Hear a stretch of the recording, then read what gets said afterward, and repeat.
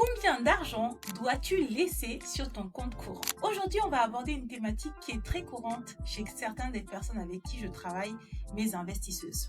D'ailleurs, ce profil, je l'appelle l'investisseuse frustrée parce qu'elle a souvent beaucoup d'argent sur le compte courant ou beaucoup d'argent sur les livrets. Elle n'investit pas du tout, pas assez, et généralement quand elle le fait, en plus elle le fait mal. Aujourd'hui, ce n'est pas un épisode qui va te parler d'investissement et qui va t'aider à investir. Non, aujourd'hui, on va aller débusquer une habitude très négative pour tes finances que tu as tendance à laisser courir en te disant un jour, je vais faire quelque chose. L'habitude en question, c'est laisser trop d'argent sur ton compte courant. Alors, ce n'est pas la majorité des personnes qui m'écoutent.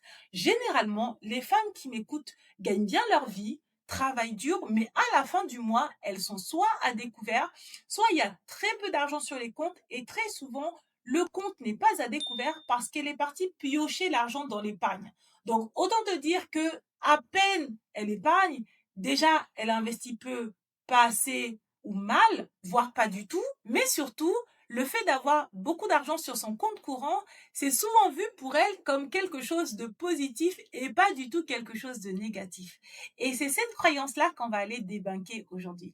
Est-ce que ce programme te tente? Talam, talam, tam, let's go! Est-ce que tu fais partie de ces gens qui, à la fin du mois, quand ils ont beaucoup d'argent sur le compte courant, ils se disent, ça va, je suis tranquille. Ils regardent leur compte courant, ils sont contents et ils se disent, ah, un jour, il faudrait quand même que je fasse quelque chose. Eh bien, voyons pourquoi aujourd'hui, tu fais peut-être partie de ces gens qui ont beaucoup trop d'argent sur le compte courant, qui se disent qu'un jour, il ferait quelque chose en épargnant plus, en investissant plus, mais ce fameux jour-là ne vient jamais. La première raison qui fait que généralement les gens ont tendance à laisser beaucoup trop d'argent sur le compte courant, c'est par rapport au mindset. Il s'agit parfois des gens qui ont une relation avec l'argent particulière, généralement basé sur un petit peu d'anxiété et de stress. Et quand ils voient un compte courant à 4 000, 5 000, 10 000 euros, ils se disent « Ouf, je suis tranquille, tout va bien ». Il s'agit bien évidemment d'une réponse émotionnelle et pas rationnelle.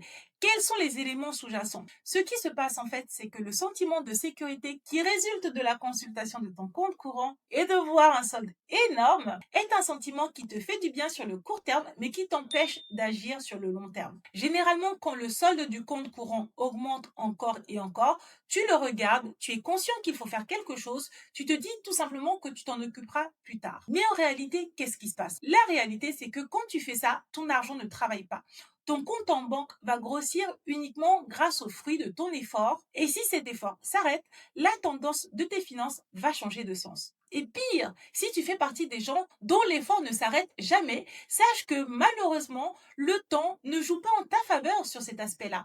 Et oui, pourquoi? Parce que silencieusement, l'inflation grignote la valeur de ton argent. Ainsi, 1000 euros que tu as sur ton compte courant aujourd'hui n'aura pas la même valeur si tu continues de les laisser sur ton compte courant sans travailler. Au fur et à mesure que le temps va passer, la valeur de cet argent va diminuer et tu pourras t'offrir de moins en moins de choses avec la même somme. Tu comprends donc que voir le montant de ton solde sur le compte courant augmenter te donne l'impression d'être riche, mais c'est une illusion parce que tu ne t'enrichis pas.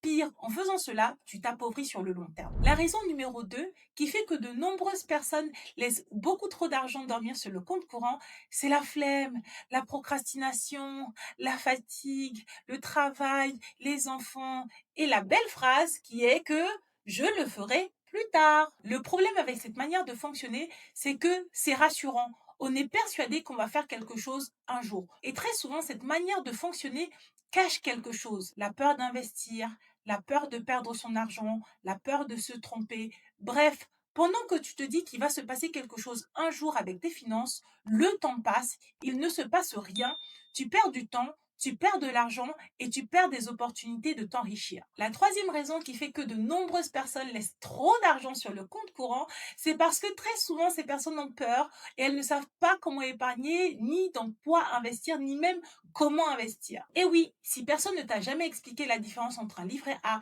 une assurance vie, un ETF, un compte titre, un PEA, c'est très fort probable que même si tu as envie d'y aller, tu n'oses pas le faire. En effet, en francophonie, l'éducation financière n'est enseignée nulle part. Il y a ceux qui ont de la chance ils ont des parents qui ont une bonne éducation financière et ces parents leur ont transmis de bonnes habitudes financières et il y en a d'autres qui n'ont pas de chance. Soit les parents n'ont pas une bonne éducation financière, soit les parents et eux-mêmes ont une mauvaise relation avec l'argent, soit les problèmes se cumulent, pas d'éducation financière, mauvaise relation à l'argent, in fine, on n'épargne pas parce qu'on ne sait pas, parce qu'on a peur, parce qu'on procrastine et in fine, le temps passe, on n'a pas les résultats qu'on pourrait avoir. Le problème, c'est que l'ignorance a un coût. Et en matière d'éducation financière, ton cerveau te ment.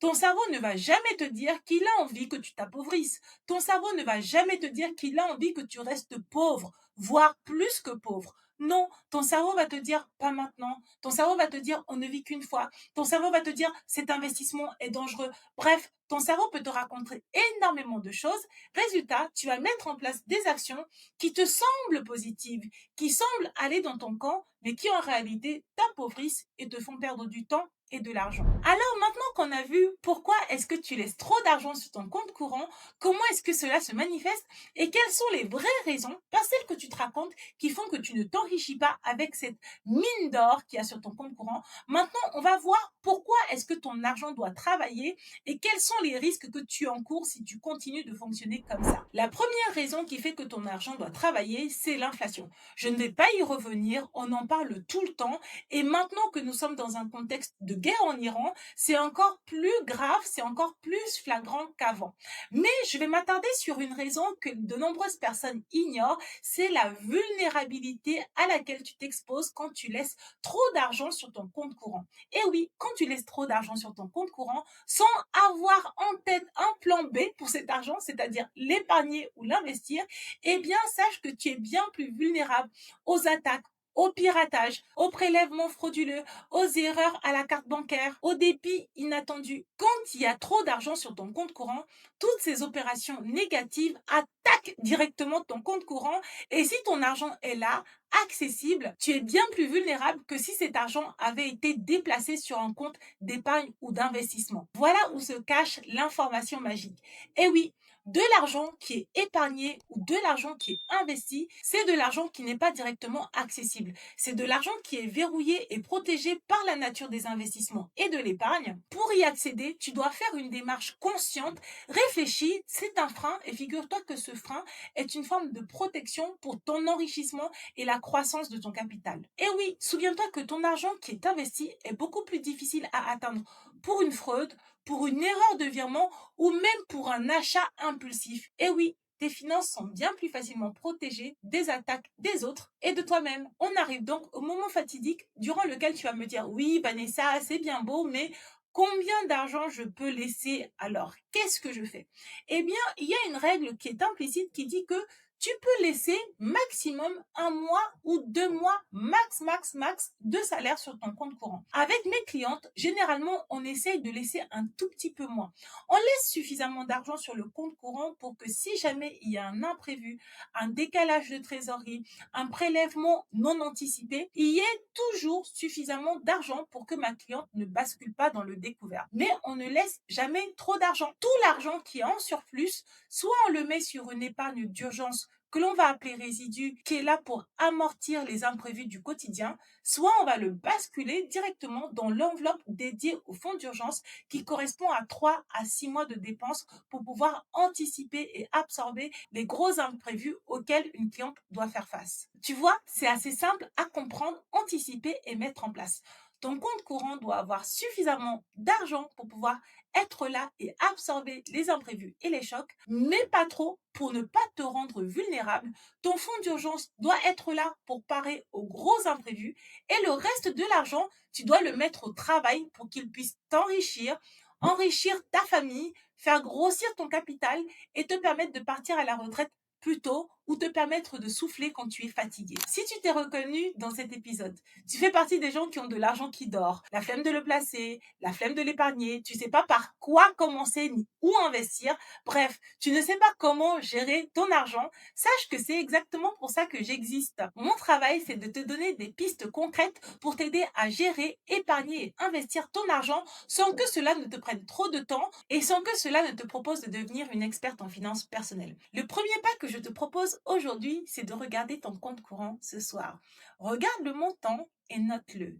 Est-ce que cet argent travaille pour toi ou est-ce que tu es encore en train de travailler pour payer tes factures? D'ailleurs, si cette thématique t'intéresse, sache que j'ai fait un épisode qui t'apprend à échanger avec ton banquier. Oui, tu me découvres peut-être et tu ne sais peut-être pas que j'ai travaillé en tant que comme conseiller clientèle de particulier. Je sais quoi dire à ton conseiller pour qu'il ait envie de te faire un geste commercial. Je connais les phrases qui peuvent l'aider à faire réduire tes frais. Bref, n'hésite pas à écouter cet épisode. Il va t'aider à améliorer ta négociation commerciale avec ton banquier et à la fin, t'enrichir. Si tu veux aller plus loin et que tu as envie de bénéficier de mes astuces pour pouvoir construire une vraie stratégie pour la gestion, l'épargne et les investissements, sache que tu peux télécharger le guide que j'ai écrit. Le lien est disponible dans la bio et j'y partage mes conseils et astuces pour t'aider à t'enrichir et à construire un patrimoine. Et en plus, tu seras automatiquement inscrite à ma newsletter. Toutes les semaines, tu vas recevoir gratuitement mes astuces pour pouvoir t'aider à t'enrichir. Voilà, je te laisse la main à mon égard préférée. Je te fais plein de bisous et je te dis à mardi prochain.